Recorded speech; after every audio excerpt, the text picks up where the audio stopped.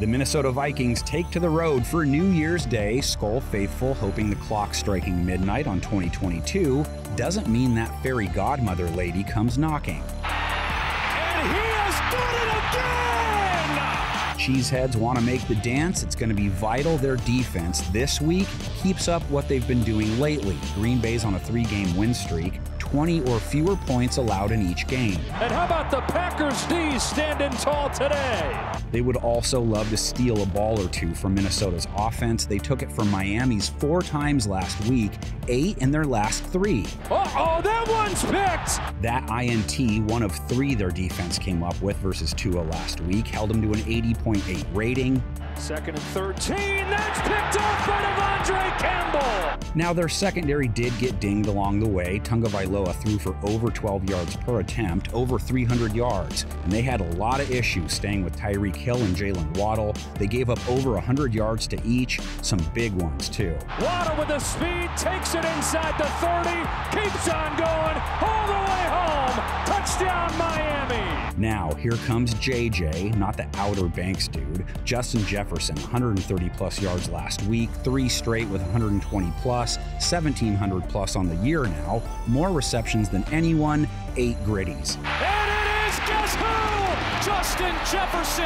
How often will he see Jair Alexander in front of him? He was involved in 4 turnovers versus Miami, one of them a pick. Has a sub-70 rating allowed for the year, 5 INTs. Here's the thing though, Jair wasn't tagged for major yardage by Hill or Waddle.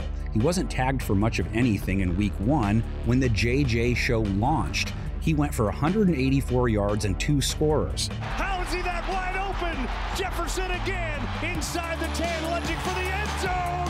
Touchdown!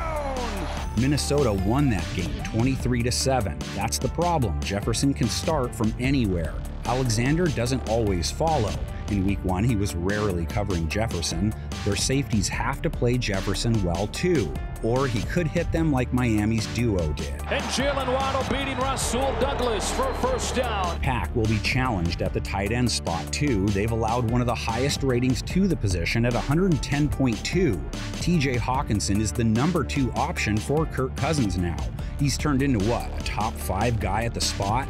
13 catches, 109 yards, 2 touchdowns last week. Cousins to the end zone for Hockenson. What a catch! And yeah, Mr. Drip follows back-to-back 400-plus yard games with 299 yards, 3 TDs, a rating near 110, and more heroics. Here comes the house for the Giants. Cousins throws, Jefferson! Most of the time, we'd be talking about Aaron on those terms. Rodgers isn't worried about his numbers, though. They weren't shiny last week. They're not on the year. He just wants a chance to do the Humpty dance in a few weeks. He's got that resume, so we know it's possible. Rodgers to the end zone has a wide-open Mercedes Lewis. He faces a subpar secondary this week, too. 93-plus rating allowed on the year. They gave up 334 yards to Daniel Jones. Not a verbal typo. The Vikings gave up 334 yards to DJ. Daniel Jones looking, throwing, end zone touchdown Isaiah Hodgins. They also gave up 6 a run to Saquon Barkley on the ground.